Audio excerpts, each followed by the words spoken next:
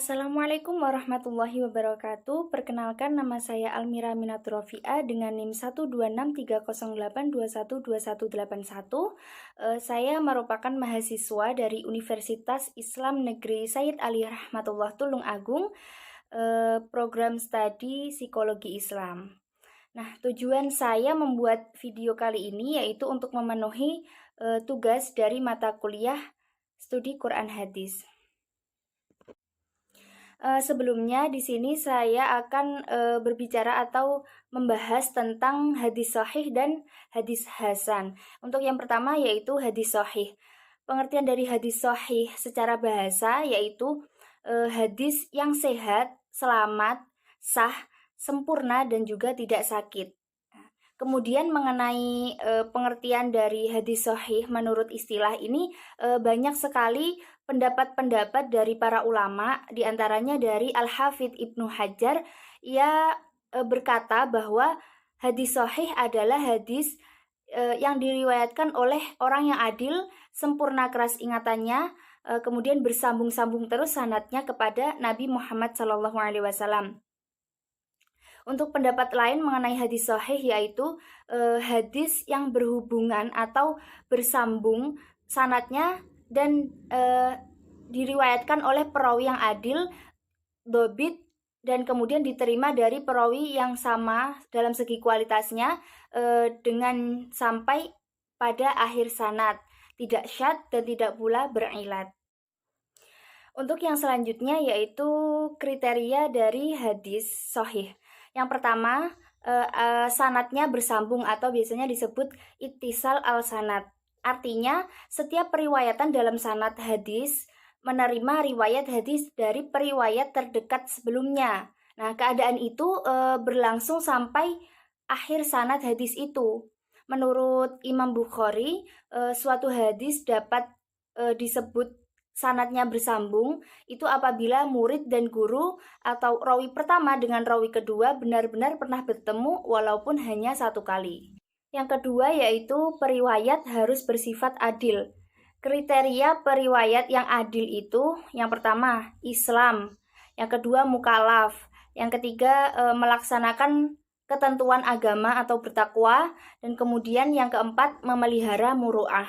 Nah, untuk mengetahui adil tidaknya periwayat hadis, para ulama telah menetapkan beberapa cara, yaitu yang pertama, melalui popularitas keutamaan periwayat di kalangan hadis.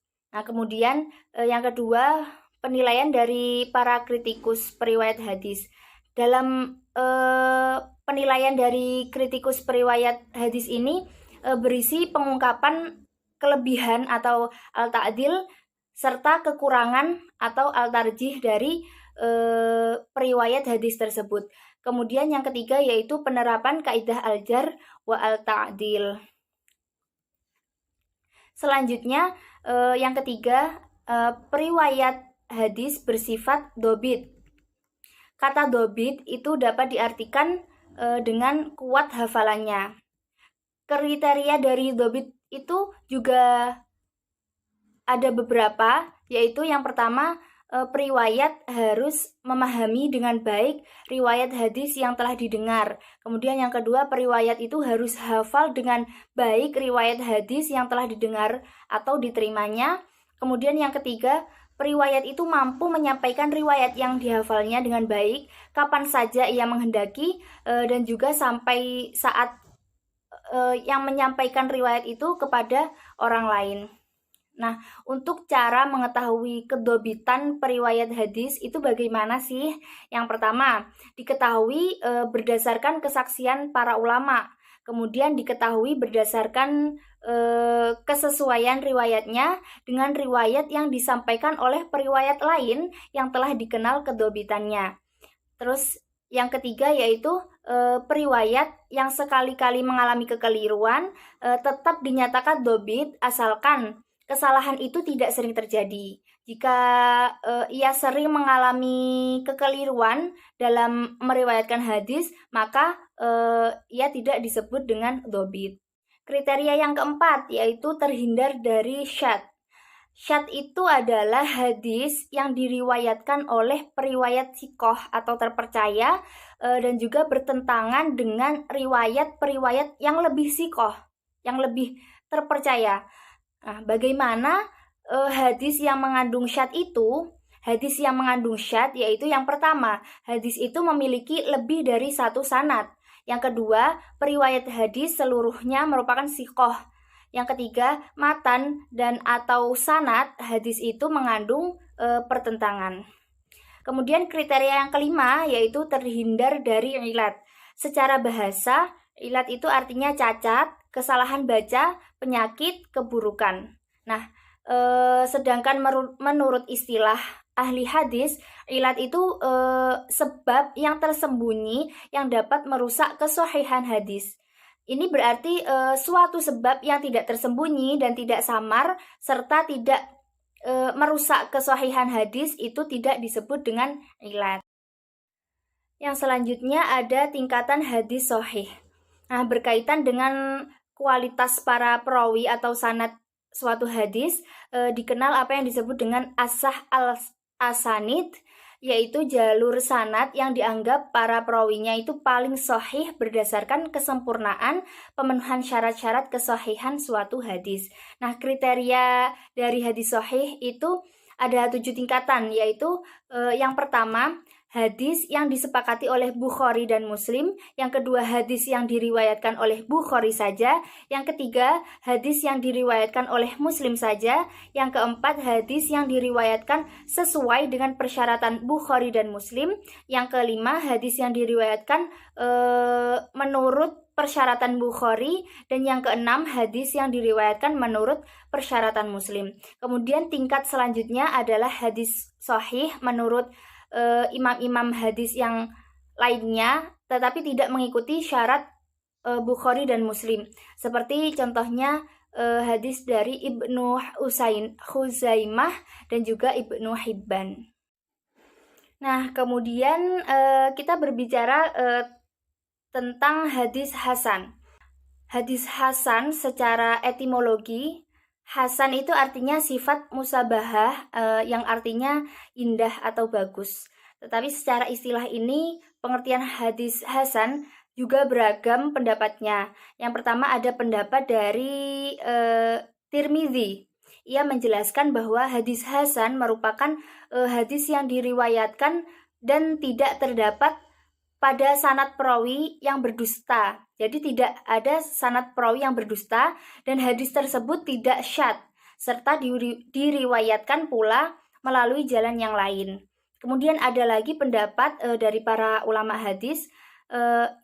Mereka merumuskan kriteria hadis hasan adalah hadis yang perawi yang tingkat kedobitannya itu kurang atau lebih rendah dari perawi hadis sahih.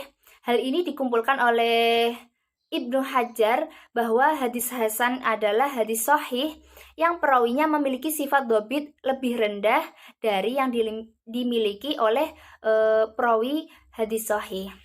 Kemudian ada juga kriteria dari hadis hasan. Yang pertama, sanadnya bersambung sama seperti hadis sahih tadi, yang mana setiap rawi yang menerima suatu hadis harus benar-benar menerima dari rawi sebelumnya.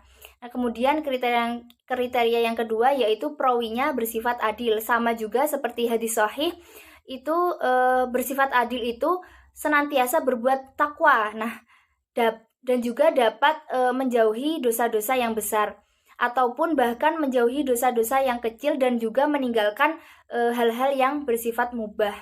Kemudian yang ketiga ada perawinya kurang dobit. Nah, disinilah yang membedakan hadis sahih dan hadis hasan, yaitu pada kedobitannya. Pada hadis hasan, kedobitan perawinya itu di bawah hadis sahih. Jadi hadis sahih dobitnya lebih tinggi daripada hadis hasan. Sedangkan hadis hasan juga kedobitannya itu lebih rendah dari hadis sahih.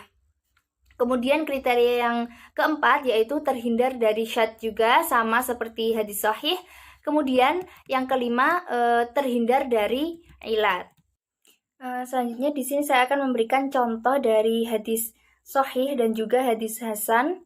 Yang pertama yaitu hadis sahih. hadis sahih. Contoh dari hadis sahih yaitu Bismillahirrahmanirrahim. An Sahli qala sami'tu Nabi sallallahu alaihi wasallam yaqulu maudi' sautin fil jannati khairum minad dunya wa ma fiha walau ghadwatun fi sabilillahi aw rahmatuhu khairum minad dunya wa ma fiha.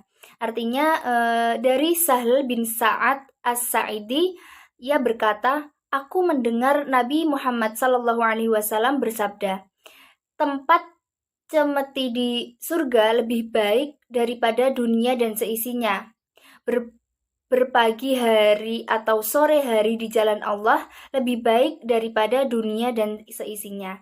Hadis riwayat Bukhari. Yang selanjutnya yaitu contoh dari hadis Hasan. Bismillahirrahmanirrahim. Haddatsana Qutaibah, haddatsana Ja'far ibnu Sulaiman ad-Dubai, an Abi Imran al-Jawani, an Abi Bakr ibni qala Rasulullah sallallahu alaihi wasallam Abi Musa al-Ash'ari qala sami'tu abi bihadratil aduwi yaqulu inna abwabal jannati tahta zilalis suyuf al-hadis.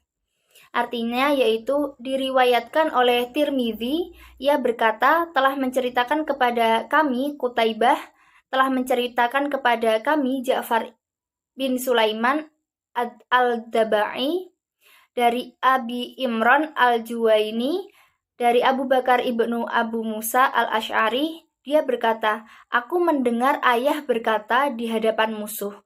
Rasulullah Shallallahu Alaihi Wasallam bersabda, sesungguhnya pintu-pintu surga itu di bawah naungan pedang. Nah, hadis tersebut itu dinyatakan sebagai hadis hasan karena sanadnya terdapat Ja'far ibnu Sulaiman ad-Dabai, yang mana beliau menurut para ulama, hadis Ja'far ini berada pada kualitas yang tidak sempurna dhabitnya, sehingga tidak mencapai tingkat thiqat atau kesempurnaan sebagai salah satu persyaratan dari hadis sahih. Nah, cukup sekian penjelasan yang dapat saya sampaikan mengenai hadis sahih dan juga hadis hasan. Mungkin apabila ada kesalahan dari tutur kata saya maupun ada kesalahan dari materi yang saya sampaikan, saya mohon maaf yang sebesar-besarnya. Semoga ilmu ini bermanfaat untuk kalian yang mendengarkan dan juga untuk saya yang menyampaikan. Terima kasih atas perhatiannya. Wassalamualaikum warahmatullahi wabarakatuh.